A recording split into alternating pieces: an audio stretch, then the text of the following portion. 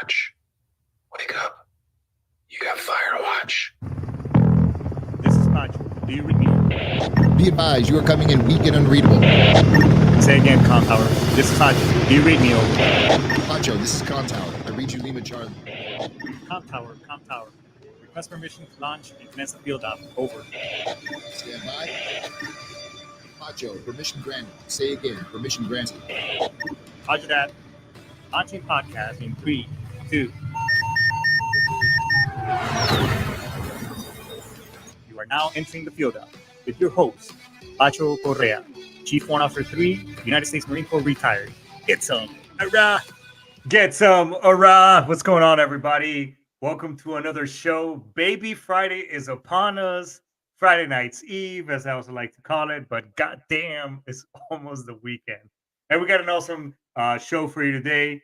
We got my buddy Rob Carluccio in the house, and we'll bring him on here in just a second. But let's get all the pleasantries out of the way. This show is brought to you by Primerica. Hey, what was the last for my fellow veterans and even civilians that listen to the show? Are you folks already set and taken care of as to in regards to your investments and what is that you want to do with them?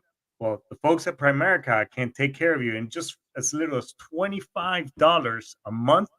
You can start your own investment plan and on the path to get yourself not only for your short-term goals, but also if you have any retirements in mind, or if you already got out of the military and you have a thrift savings plan that's not doing anything or growing for you, let one of the folks from Primerica give you an illustration of where your money can be in the next couple of years.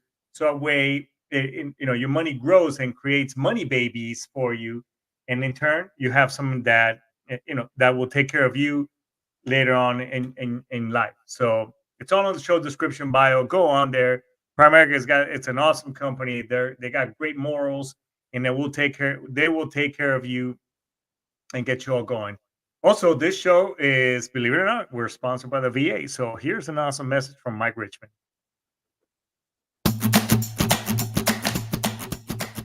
This message is from the U.S. Department of Veterans Affairs. Do you want easy access to VA Online, as well as other government websites? Then login.gov is the way to go. Login.gov is a U.S. government service that provides seamless access to government websites. By creating a login.gov account, you can use the same email and password to sign into va.gov, My Healthy Vet, VA DoD e-Benefits, and the VA Health and Benefits mobile app, among other VA services.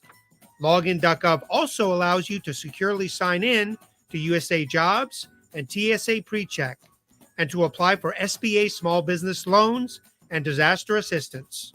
One login, many resources. To create a login.gov account, simply go to va.gov and click sign in. It's all good stuff. And I know government websites, not just the VA, government websites can be a little clunky, not just on this country, but in any country. However, I will say that over the last couple of years, and I will shout out to the VA for actually simplifying the process. And you could go on va.gov, access your claims, submit a claim, and it's everything on the line. So unlike e-benefits, and which you can still access, that is still it's a really that tool that we used before. It's no longer good. So check it out all out. Another thing that I highly recommend is that if you folks didn't know, this is form from the VA 220803. This form right here is an application for reimbursement of licensing and certification test fees. Even if you fail the test, they will go ahead and reimburse your monies for any fees and certifications that you're going to take. So you can Google this document. You can go to va.gov and access it and fill it out online and submit it. Or you can hit us up at our show and I'll send you a PDF copy. Just make sure you send me a DM through Facebook, MySpace, whatever, and all social medias that you see on my account. So make sure you check them out. All right. And also, hey, this show is brought to you by the Great American Constitution. This show supports all the great things that this great nation of ours, bring the freedoms that us as not only as citizens, but for those of you who were born here as a birthright, I'm naturalized. nonetheless, hey, the Constitution allows us all these freedoms. Myself, Rob, and Brian, who pushes the buttons on the back end, we defended the Constitution. So whether you like or disagree with the things that we're gonna talk on this show today and or anytime, hey, that's fine. That is your freedom as an American. So we're all about a freedom of speech, right to bear arms, and everything else. So if you like what you hear and this sexy ass accent, like, subscribe, and follow the show.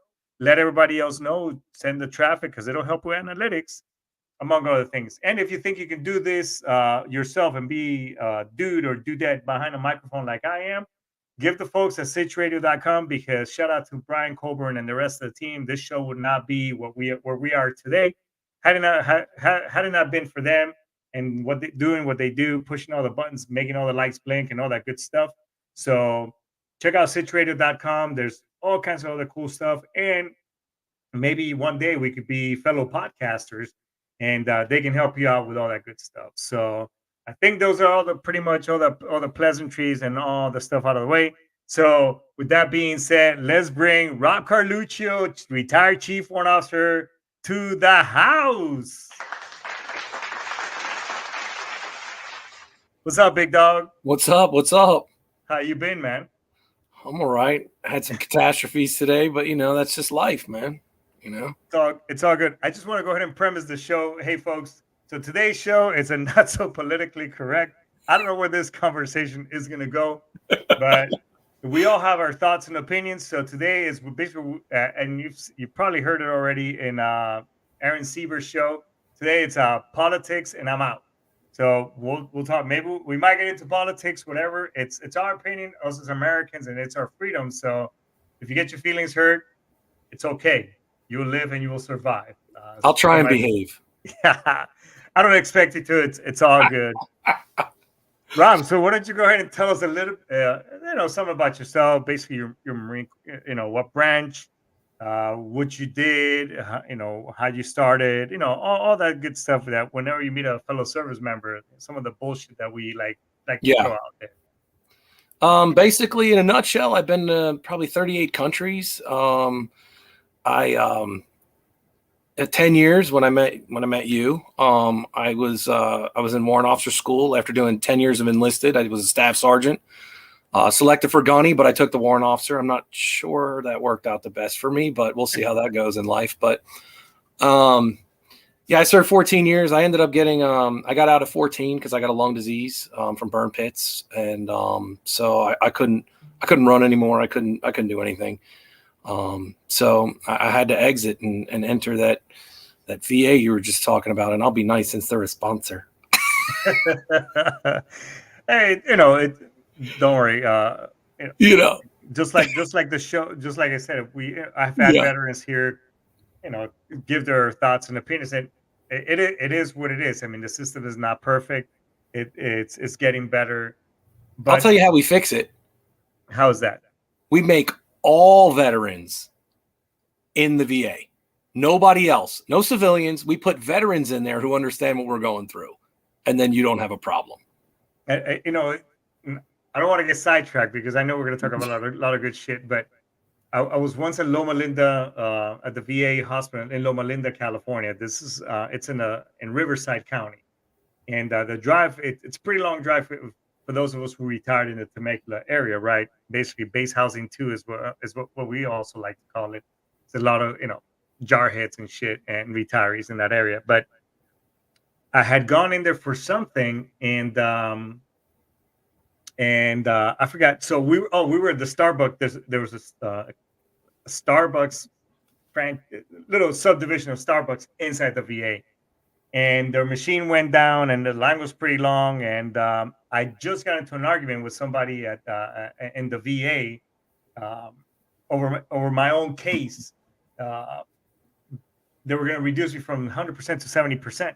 Anyways, there was another dude in line, and he had a badge, around his, and I think it said Army or some shit like that. And the guy was kind of frustrated, and I looked at him like, "Hey, man, do you by any chance work here?" He goes, "Yeah, I do, and I'm running behind, and I'm they're messing with this thing." I'm like, I can see it. So you're late is what you're saying, and the dude's like, yeah, man, the competence here, blah blah. I'm like, and were you in the service? He goes, yeah, I was in the army. I'm like, well, good, because that's how I fucking feel every time I come over here. Exactly. I come over here, and I hope you're a recipient of this place and the VA system, and this is how they treat us veterans. So if you're this is how you feel. So next time you're about to give some shit or treat another fellow veteran like crap, remember this moment in this conversation. And that guy walked. I could see the ears coming out of his. But that's the way. I mean, I've had a doctor fall asleep on me while ordering medicine. I mean, the things that happen are just out of control, and like I was telling, I can't remember the gentleman's name that was in before, but the fact that Brian. Yeah, Brian, the fact that the government is now taking money from the VA and putting it in other places, like that just doesn't sit right with me. Yeah, no, I get it. Rob, so what was your job? Oh yeah, when we met up at a good old The Basic School, TBS, Quantico, Virginia. Yeah. So I was an eye level, so I used to build the bombs, the rockets, the missiles, all that stuff. We would, assemble them and work on them and stuff. And then after I left school, I went to the O level. So I was in charge of all the guys loading everything and sending it on down the line and working with the pilots and all that other stuff. So it was a different thing. It was a challenge going from one to the other. But I really did enjoy, what I was doing, but I just, my time got cut short, and I really didn't get much of a chance to finish, because I would have stayed for 30, 40, whatever they would have let me. What did you find most? So when you transitioned from basically as a staff sergeant, I think we're just pretty much an admin level. I don't want to say admin bitch. Yeah, we are. It's kind of like the sergeant is the shit. Hey, go talk to Sergeant Carluccio. Yeah, get that shit. Blah blah. And then you're like, as a staff sergeant, you're kind of like you're learning the ins and outs of the administrative side of things. And then as a gunny, obviously, gunny is the shit. That makes stuff happen, whatever else. But how was the transition from staff and CO to as a quasi, starting out officer? How was that transition for you? I would say from sergeant to staff sergeant, I was probably one of the only people who didn't change. I would still bust your ass. Right. I just, but the transition from staff sergeant to warrant officer was completely different. I was stuck in an office, I'm doing all this paperwork, and they're like, you don't belong on the flight line. And I'm like, what do you mean? Like, and that just baffled me. As a matter of fact, I have a hole in my arm where a cluster bomb was released from a jet and cut a hole in my arm. And I actually got in trouble for that, for being out on the flight line. So the politics of it is what really, that for me, that was too much. Like, you're trying to serve two masters. That you have a commanding officer, but then you have the head of whatever your MOS is. So you have the motor T guy who's in charge, but then you've got other people, and you're trying to serve two masters, and that's difficult to do. Right. Especially if, they tell you to do something, you do it, your commanding officer gets mad at you, and then they don't back you up on it. And that happened to me. And that's the worst part. It's there's no support for those warrant officers who are coming in to do a technical job, be a technical expert, and they're being overrun by commanding officers and I'm not saying anything bad about engineers, but if your background is you're an engineer, then you're running a flight squadron or something other than that. Like, you have to be able to listen to your people. And a lot of these guys don't want to listen to anybody anymore. And they want to do what they want to do. Right. Hence why we have individuals like Lieutenant Colonel Neller, who goes on social media and basically, I wouldn't say diarrhea. The dude would just told it like it is. Yeah. And and obviously he got in trouble because to some degree, obviously we do have some restrictions when you're in that field. Oh, of course. I mean, he was you're talking about Lieutenant Colonel Scheller? Yeah. Yeah. I mean, I'm sorry. Yeah, he was he was in charge of all of Camp Lejeune's training. Like, that's I mean, for a lieutenant colonel, that's actually a lot of duty. Like, that's a lot of stuff going on. And in training future Marines, he was 100% spot on. He had to say his piece. And I mean, look at the guy was hiding in a trailer in the woods in North Carolina from people, like, for speaking his mind. And that's what we're always told to do, right? What do they tell us as officers, right? You see something, say something, right? Right. And then as soon as you say something, they're like, shut up, bitch. Like, Yeah. it's not cool. No. And so you have such situations like that. Luckily for me, what kind of did me in was I was realizing that as we, as we were trying to, I was lucky enough that my off-field sponsor was also my mentor, he's been on the show as well, and he went through some aches and pains towards the end of his career, and so he understands what we in the trenches are trying to do. Yet we have individuals trying to dictate policy or kind of embed their vision as to, because every time you get a new commanding officer, the dude has got a new fucking vision. Yeah. For me directly, luckily the guy I worked for was fantastic. And when I hit my low and I almost, basically committed suicide, the guy was fantastic. It was dealing with the other commanding officers who were basically these guys that blow up smoke at, this dude's ass. Yeah. That right there, I was just, I found it very, very difficult. I could play the politics game and whatever, but at some point in time, I mean, we all got to be realistic and say, all right, enough nonsense is enough. You know what I'm saying? Yeah. Well, I mean, when, like, like I told you before, like I had a commanding officer and a general, and I had the publication, I had the book, and it said, don't do this. And the both of them are telling me we're going to do what we want. And then, me, right? What did I do? I said, with all due respect, you can't fucking do it. And then I get beat down, and I'm like, wait a minute. Like, you want me here to protect you, to make sure that nobody blows up. Cause all jobs are important in the military. Don't get me wrong. Right. But I work with explosives. Like, this isn't something you should just be like, whatever. Like, this is something to take hold and actually be careful with. And these guys didn't care. And it was hard for me to really say, you know what? I mean, I tried to do the political thing, and then finally the words "fuck you" came out of my mouth, and that just wasn't going to be good. And I really didn't care, because I knew I was doing the right thing. And in my heart, in my mind, I'm always going to do the right thing. My morality, my spirituality, whatever you want to call it, my word as a man is worth more than the shit you're spewing. And I really don't care. They just, it's like collar bingo. That's what we used to call it. Remember who had bigger stripes, right? Like, who had more? It's crap. And we need to get, I mean, I don't think we're going in the right direction right now in the military, but I do think that we need people who are strong leaders, who are willing to stand up and say, I'm not going to take this shit. I know what the rules are, and that's why you have me here. Yeah, in a day and age, and I wouldn't like to, because I was having a conversation with a coworker today, and because everything is cyclical.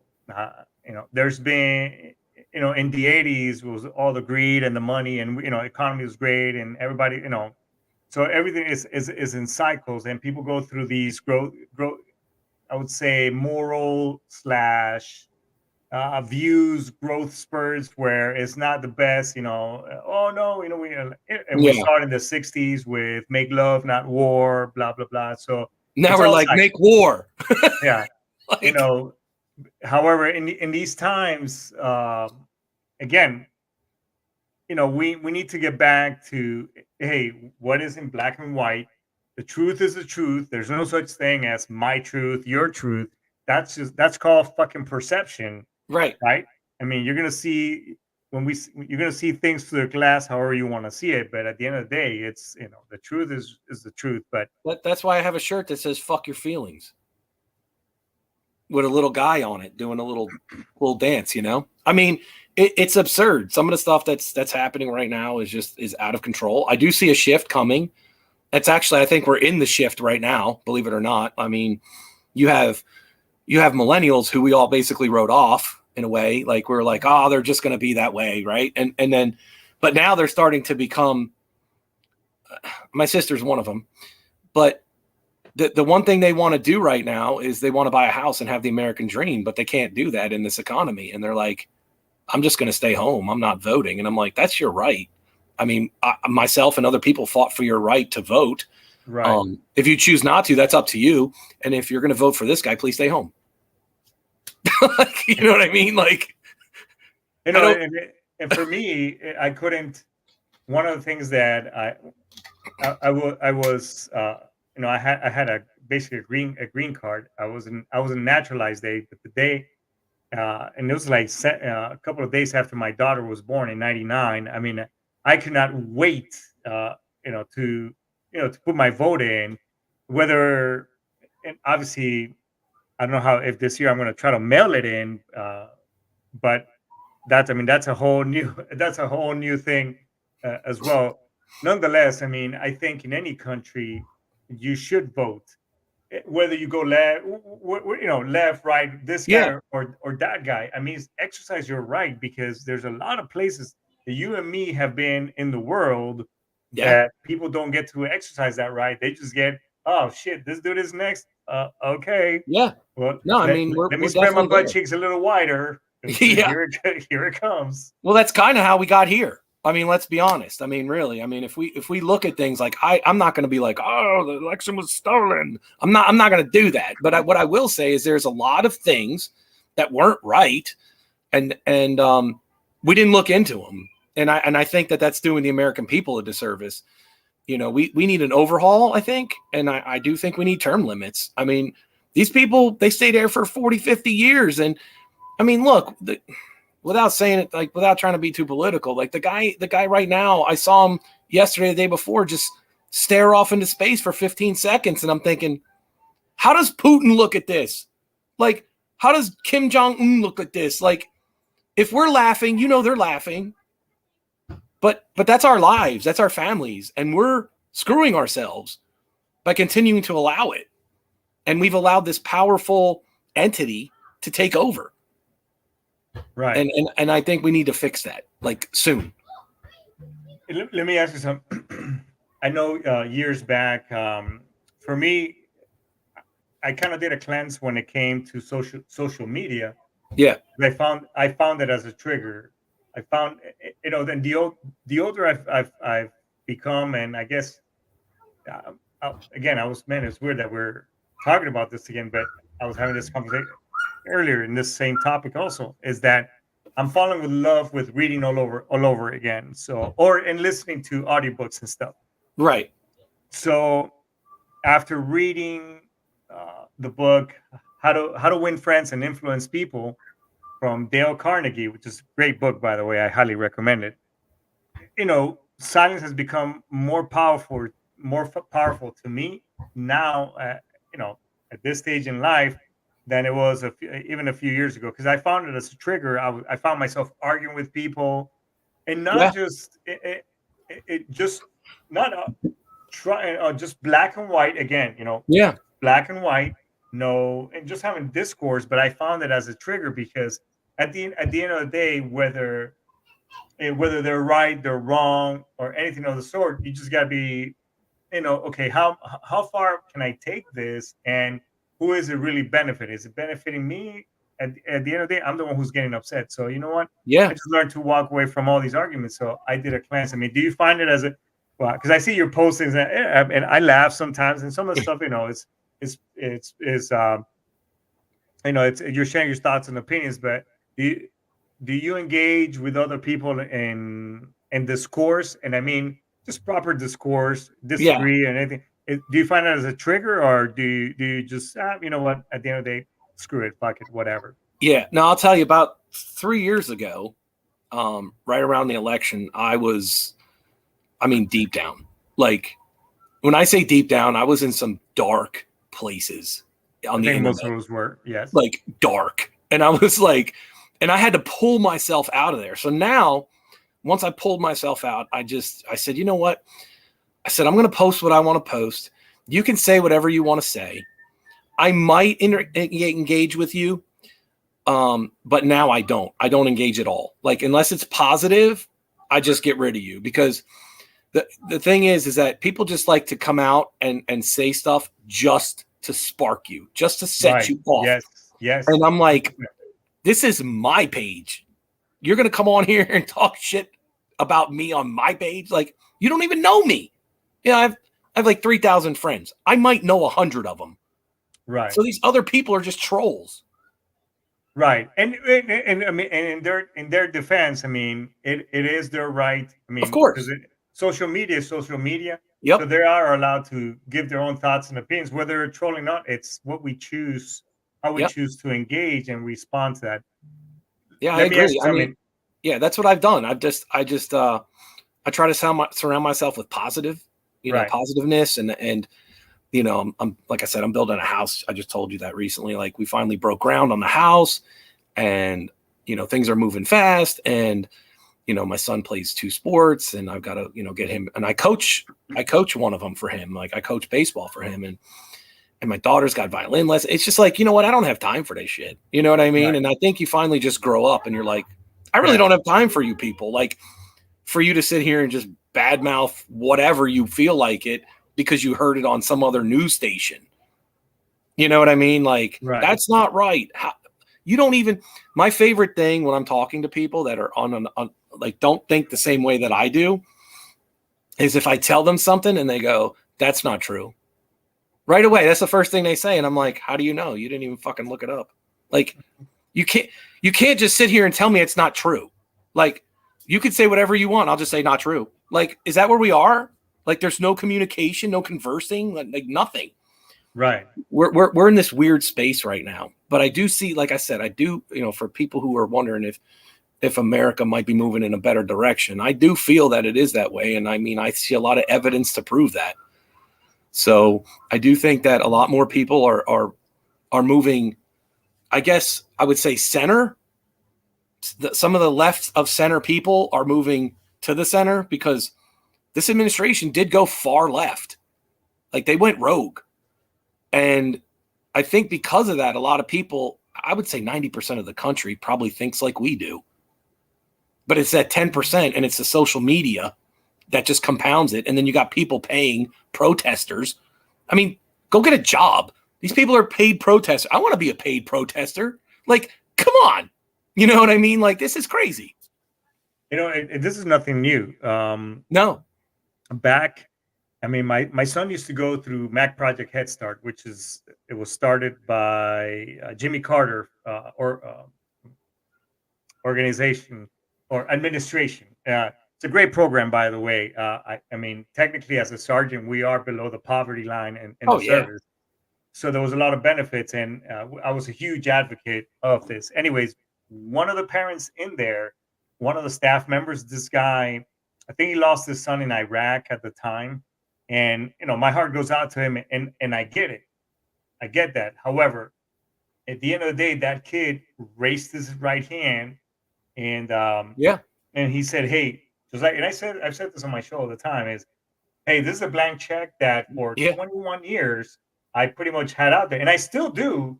Said, hey, in the event of some shit going down, go ahead and cash this in, and I'll put my life on the line in the name of freedom, liberty, and all the other great things that this nation and the Constitution and everything it stands for. Basically, it basically, I'm putting my ass on the line. I mean, at the end of the day, that's what I'm doing. So that kid signed.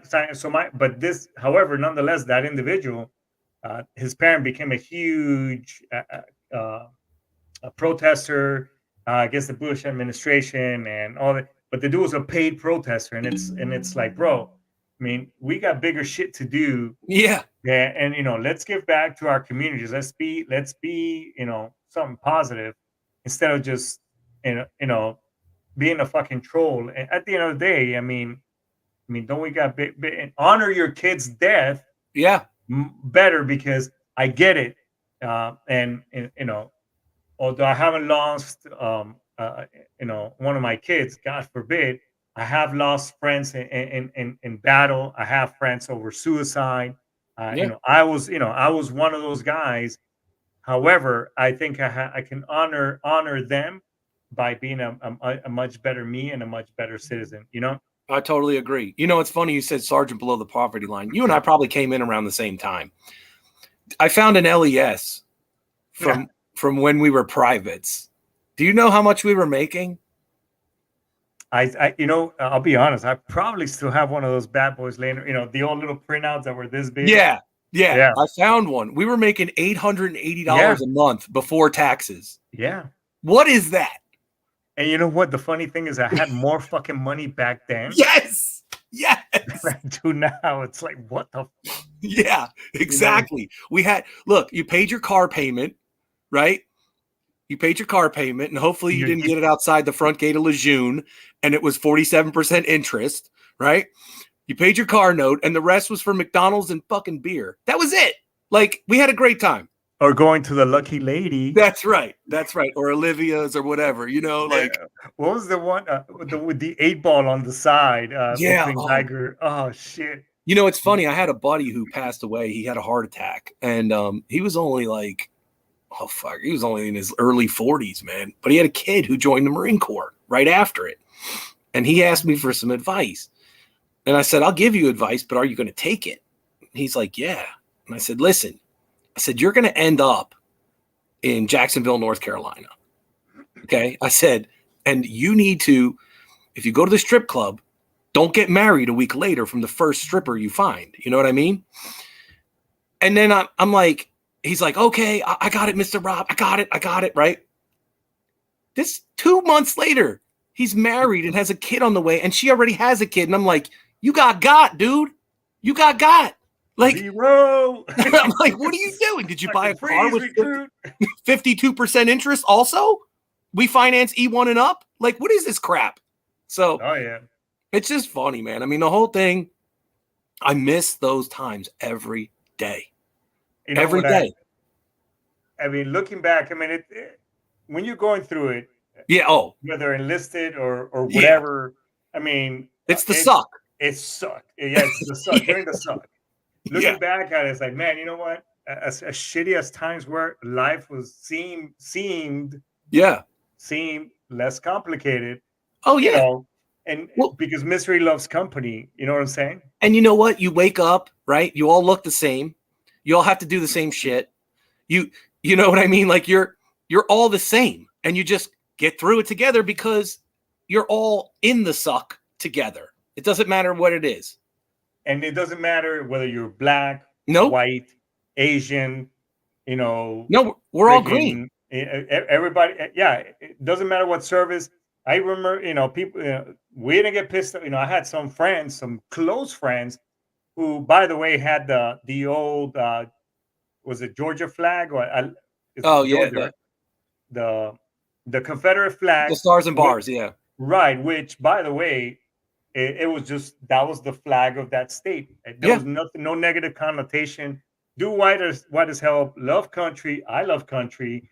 You know, it didn't mean shit. You know what I'm saying? There was none of that. I'm sure there were in some other areas. You know, I went through. I mean, the thing is, a lot of those people are just doing what everybody else does and celebrating their heritage. Right. You know, they're not saying that, you know, oh man, black people shouldn't be allowed to even be free right now. Like, that's not what they're saying. But, you know, I'm going to get political right now. Politics and I'm out, bitch. Go. But you know, and I told you this before, like, you know, it's not okay to have that flag. It's not okay for other flags. But, you know, some people stole the rainbow and from Hawaii, because I think that was their thing, if I'm not mistaken. And you know, now we have that, and they have a whole month, and you and I and it was Brian, as veterans, we still get 1 day. So somebody please explain that to me, because I don't know what all these people have done for this country, but I know what I've done for this country. You know, I know where I've been, and I know what I've done. And I don't deserve 1 day. I deserve more than 1 day. If everybody else is getting a month, I want 2 months. You know what I mean? Like, no. Well, I mean, and even not to complete, I know I had Marines that as the whole don't ask, don't tell, and I was already an officer, it got revoked and everything. I mean, I had a couple of Marines who were in that community, and they say, sir, I am this. I'm I'm like, dude, thanks for letting me know. I appreciate it. Now I don't get give back a to work. shit. Yeah, I don't give a shit. Can you turn a wrench? And two, can you pull a fucking trigger? Yes, Right. sir, I can. I'm like, then why are Yeah. we even having this conversation? He's like, I don't know. I just felt, I'm like, okay, get You the know, fucking work. Here's an maybe arrow. Go get that shit. Go get that truck out of the fucking bay. maybe, because everybody had a hard time with don't ask, don't tell, right? But maybe we were onto something back then, right? Because it's like, I don't give a crap what you do in your personal life. I really don't. But I need to know if you've got my back, because if you don't have my back, you need to get the hell out of here, because I can't deal with that. I cannot worry about myself and what you're going to do. Right, and I think that just goes for people as a whole. Because I mean, I've had, it's funny in combat. That is, where you truly see people, how they react. Dude, I had Marines start. I remember we were in Iraq, and it's not like shit hit the fan when we were taking some pot fire, whatever, and we had to throw. This is the middle of the night. We were in it wasn't Al Assad. It was where Saddam, where the First Marine Division Palace was. Anyways, Yeah. it was one of Saddam Hussein's place. Anyways, we were taking fire and we were throwing flares just to see in the middle of the night and shit. And people, and oh my, I mean, bro, some people lost their shit. Like, oh my god, Yeah. what do we do? Yeah. Again, people lose their shit, and those of us who remain calm and like fucking, hey, hey, start sending fire around downrange, see where, if you see any muzzle flashes, blah blah. But again, that's the great equalizer, whether male, female, doesn't friggin' matter. I mean, I think combat is when shit hits the fan, you get to see, hey, you know what?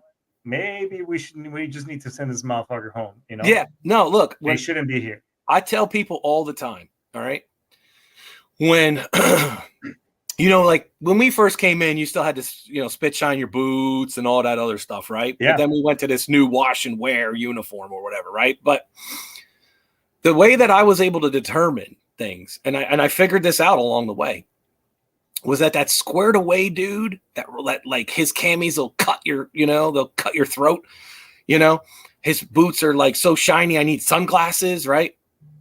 That dude pisses his pants every time when the rounds start coming. But that young Lance Corporal or PFC who's a dirtball runs towards gunfire every time. Yeah. So it's the kind of person, you know what I mean? It's that individual and what are they capable of? And not just because you can spit shine boots and press out some camis doesn't mean you're ready to go to war and start firing at people that are firing at you. And I don't know if that's a training issue, because I feel like we all train the same, but it's like an individual thing, and I guess that's where when you get older, like up in the Marines or whatever, you get fitness reports and all that stuff and weed you out. But that I've seen Lance Corporals in Iraq who were ground pounders, who were PFCs, who were leading 12 people. I mean, that doesn't happen. These guys want that. They live for that. And I think those are the ones that we need to hone their skills, and we need to put them in positions of power so we don't end up with a lieutenant colonel who used to be a man who's now a woman and is the communications director for the Space Force. You know what I mean? Like that doesn't really show us off too good right now.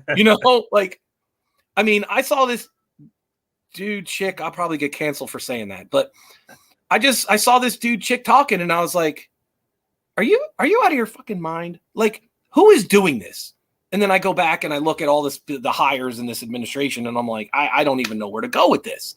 We got men with mustaches and lipstick on, wearing dresses, in charge of nuclear fucking waste. What? Like, it just doesn't make sense. Like, I think the one problem we have is that common sense, that shit went out the window a long time ago. And I think we need to find it. I think, at the end of the day, whether, however we look or whatever, is that, you just got to be just like when we were in Iraq and we saw their armed services driving vehicles, no flak and Kevlar, no nothing. You got to present a hard target. Yeah. Regardless of what's going on internal, whatever. Right. Again, your freedom, your rights. But however, at the end of the day, I think us in the military, we have some type of persona that we gotta show outside of our walls to basically keep those individuals, at bay. So, And it goes all the way to the president. Like, yeah, I'm watching Joe, do the JoJo shuffle, I call it, doesn't know where his mark is and all this stuff. And you got President Trump who's like, I'll blow you the fuck up. You know what I mean? Like, yeah, I want that guy. I want the guy who's like, yeah, go ahead and fuck with me and see what happens to your country. I want that. We need that because peace through strength is the only way it works. In the way that this world is, we don't have any other options. You can't have Joe Biden go and talk to Kim Jong-un. It's not going to work. I mean, when I saw Donald Trump, and I'm not saying I'm like his biggest fan, but I'm saying when I saw that man walk across that DMZ, that line by himself, I was like, oh shit, this motherfucker right here, he don't give a shit. You know what I mean? He was like, y'all stay back here. I'll be back. I was like, no way. Joe Biden he won't even go to East Palestine, Ohio until a year later. Like, this is crazy. No, I get it. And, we just need to, as a whole, we just got to present again. Yeah. Doesn't matter what's going on internal. Well, I think it's time to heal. And I don't mean like, heal with a double E, where they got it on our neck, which they do. But I think it's time for people, and I say this all the time. Conservatives are conservative for a reason. It's because we all grew up and we have families and we have houses and we have to pay bills and we want to keep feeding our family. And that makes you conservative. And I don't know how that became a bad word, right? Like, I really don't. But you have to be conservative. You have to be able to say, all right, hey, yeah, I get that. You voted for Joe. Yeah, you're like, I don't think that was a good idea. You know what? Welcome. You're on board now. Like, I don't think conservatives are the way they're portrayed. I definitely don't. Yeah. I mean, we could talk about this all day. And I think we're getting to that time frame. Oh, man. But we'll definitely bring you back. And because, I mean, it's a good topic. We got to have Discord. I mean, and I welcome anybody out there who, if you want to come in the show, and we want to hear your thoughts and your views from the other side, and see and again, because at the end of the day, that's how we fix America. Rob, where is it that people can find you if they want to engage with you on a honestly, I'm only on Facebook, man. That's it. I mean, I've got other places that but I don't look at them. I'm on Facebook, same name that you see on the screen. I welcome people. I love dialogue. I love new people. I love to see their stories and stuff. But if you're a dick, fuck off. Well, thanks so much for your time and for your service, brother. We'll definitely bring you back, man. All right, man. I'll talk to you later. I had fun. Thanks, man. All right. Get some. Hey, everybody. Well, hey, that's Rob Carluccio. That's we used to call him back in the day. And again, if you want to be a part of this show, and we would love to hear your thoughts from a different standpoint, so that way we can have Discord, because that's how we fix America, right? But before we go, folks, and we end this show, very interesting show, but as a matter of fact, is that if you are in a bad place, or you feel yourself going into that rabbit hole that you can never come out of, because this time period that you're going through may be really challenging, all I can say is it's not a cliche. Time will pass. You just need to get right through it. So feel free to give us a shout out, send me a private message, call the VA, call TRICARE, suicide hotline, or just call somebody, because at the end of the day, any push-up challenges or whatever else are out there on social media is not going to bring your life back. So please do not be a statistic. Reach out to somebody. And if you haven't heard from a buddy, in the last couple of days or weeks or months, your homework for this weekend is to reach out to somebody, do a buddy check, and then move on to the next person on your roster. All right. So because maybe the life that you save may be somebody that's really close to you. So on that note, everybody, we're gonna go ahead and index. Thanks so much for being here. So hoorah, get some ice tamas, daisuki. We'll see you next week. Yet.